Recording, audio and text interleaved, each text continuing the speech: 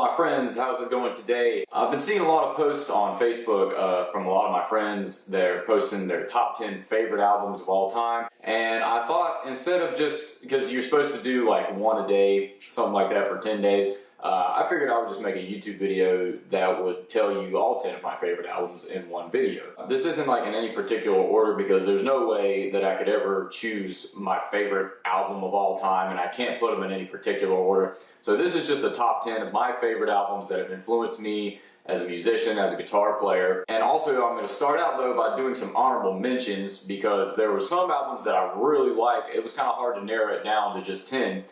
Because I love a lot of albums, but I did put in some honorable mentions that didn't quite make my top 10, but I still love. So I'll start out with those first. The first honorable mention goes to Metallica's Ride the Lightning. That record, to me, I think is their absolute best record. And not that all their other records aren't great, except for Saint Anger. But yeah, that album to me just defines that band. The production on it I've always loved.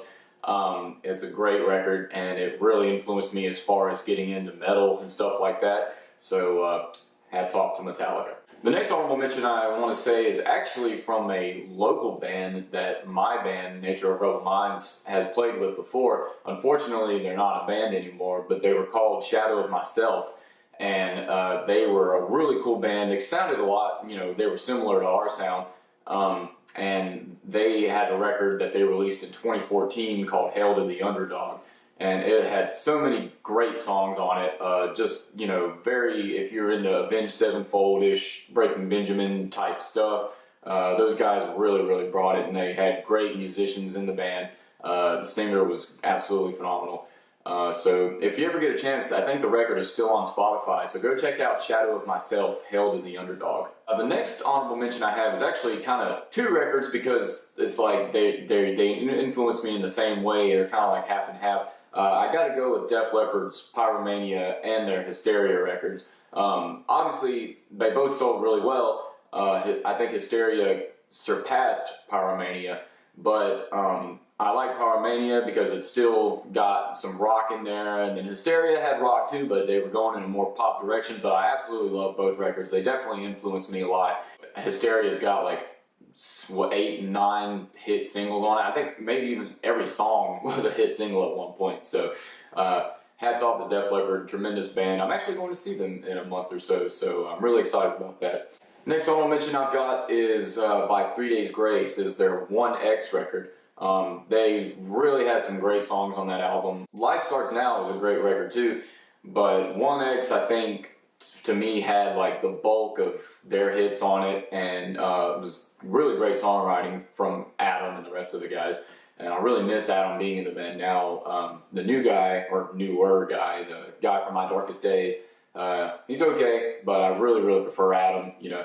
And who knows, maybe he'll be back in the band one day. Alright, and my last honorable mention I'm going to say is more recent. I actually recently just discovered this guy not too long ago. He's a fantastic guitar player. If you don't know who he is, his name is Nick Johnston, and the dude is sensational. I saw him play with Intervals a couple months back, and he just rips, man. Like I went to the show for Intervals, but I ended up loving Nick Johnston's set more. He went on before Intervals did. He just blew my mind with his guitar playing. It was unreal. And he's got a record called Atomic Mind that I really love. He's got several records out, but that one to me is my favorite. He's got such great melodies and really just soulful playing, and can shred like a monster. So if you haven't checked him out, go check out Nick Johnston. Alright, now we're going to get into my 10 top favorite albums of all time. Here we go. The first one I'm going to mention is by the band All Time Low. There was a period in like the mid-2000s where pop punk was like really huge. And but I never really got into it back then. I was just learning guitar, and I was more into Kiss and AC/DC and all that. But I kind of jumped on the pop punk wagon like in 2012. Somewhere around there, like way past the prime of pop punk. But All Time Low has a record called Don't Panic that they released in 2012, and it's a mind-blowing record. Every single song on that record is so good. It almost is not even pop punkish though. It's more almost like just a straight rock record more than pop punk. Of course, with the next two records, they got more in a pop direction, and it's okay. But Don't Panic has some tremendous songs on it, tremendous songwriting and lyricism by Alex Gaskarth, the lead singer. And I really, really dig that record. The next record I've got in my top 10 is by I would probably say, my favorite, if not one of my favorite bands of all time, Kiss. Their very, very first record, the debut record, self-titled, had Deuce and Strutter, Cold Gin, Firehouse. All the songs that they pretty much still play live today was on that record. And I love the raw, organic sound to it.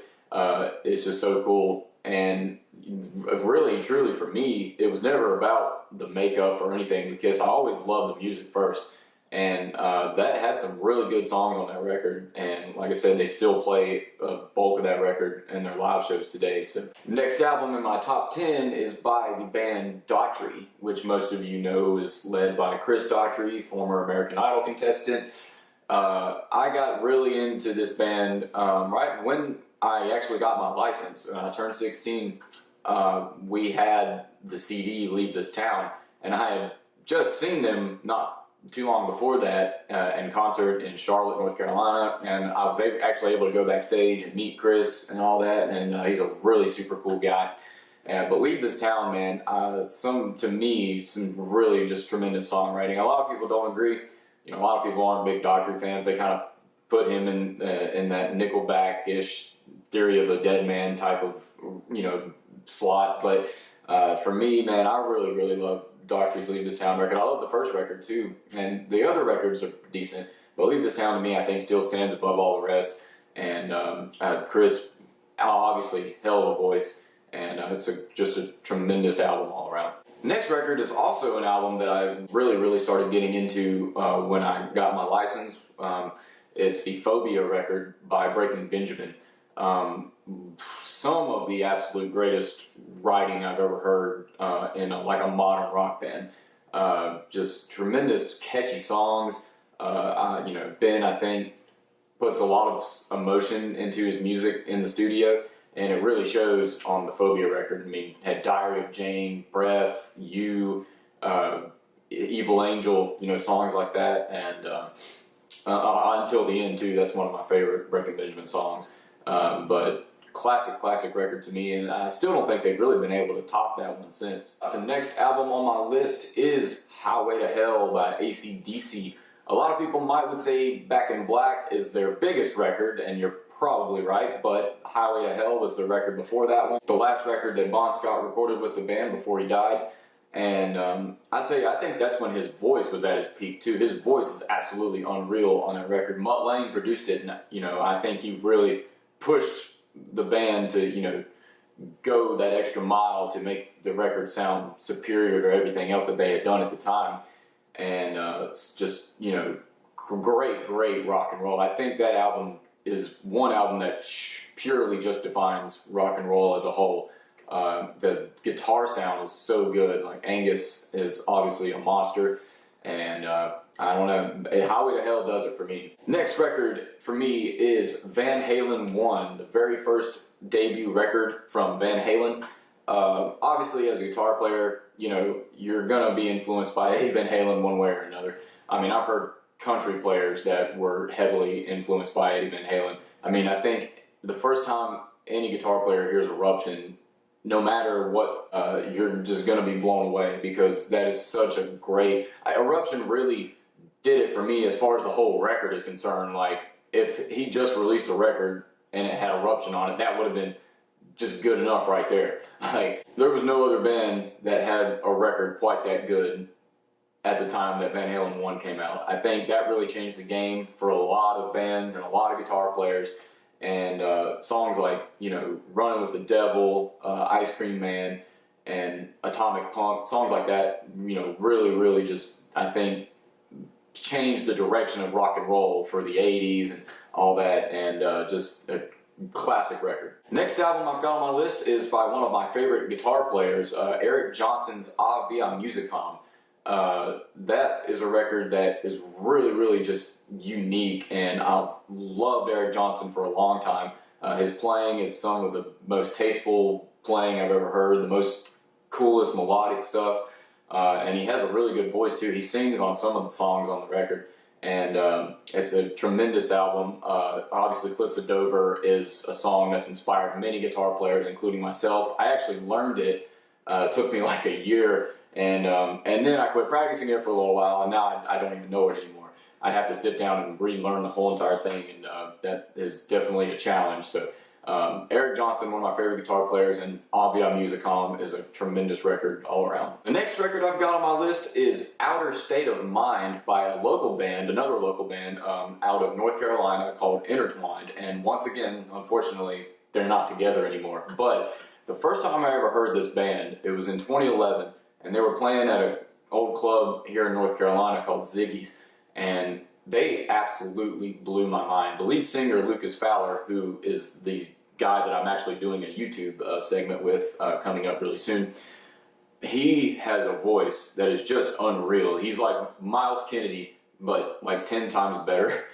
And his guitar playing is absolutely off the wall too. These guys were like modern rock mixed with 80s rock, and just incredible guitar tones, vocals, drums, everything was just magnificent about this record. The songs are really good, and the solos and tones, and oh, it was just so good.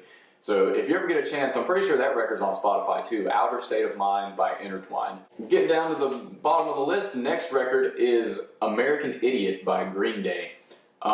This record really inspired me when I first started playing guitar. I learned a lot of songs off of this record. I received it as a Christmas gift like 2 years after it came out, and immediately, I mean, I already knew like American Idiot and the hit songs, but then I heard like Jesus of Suburbia, and I was like, man, this song is really good. And it's cool because it's like a song that's mixed up into 5 different parts, so that's really cool. And but just great songwriting, and the production on the album was really good. Cool story about American Idiot, and I'm sure a lot of people have heard it. You know, they had another record wrote that the master tapes got stolen out of the studio, so they decided to just start from scratch.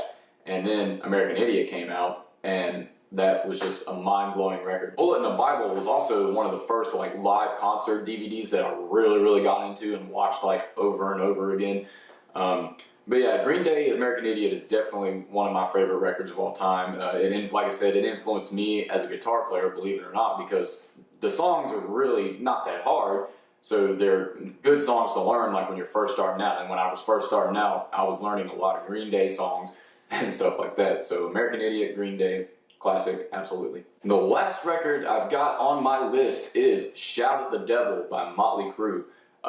This record, to me, you know, they kind of changed with every record. Like the first record was like they were wearing like street leather jackets and stuff like that. And then Shout at the Devil came out, and they're like dressed in these, you know, weird looking suits and having pentagrams and stuff like that, like all over the place. You know, people probably thought they were Satan worshipers and stuff like that. I think that record really defines the band as a whole. You could maybe say like Girls, Girls, Girls or something like that, but that was when their attitude in Shout at the Devil was just right in your face. And songs like 10 Seconds of Love and Too Young to Fall in Love and stuff like that. Great songs. Motley Crue is definitely probably my favorite 80s band. And all their records are good, but Shout at the Devil, to me, really defines that band. Well, thank you guys so much for checking out my top 10 favorite albums of all time video. Let me know what your top 10 favorite albums are in the comments below. Like I said, this video that I did with Lucas Fowler from Intertwine on my PRS should be up on his channel. The first segment should be up on his channel sometime soon, so be on the lookout for that. The second half will be on my channel. But anyways, keep subscribing to the channel, and apparently now you gotta click a little bell beside the subscribe button to get notified whenever I upload videos. So please do that. Keep checking the channel. I'm posting all the time, and I'll see you guys at the next video. Thank you.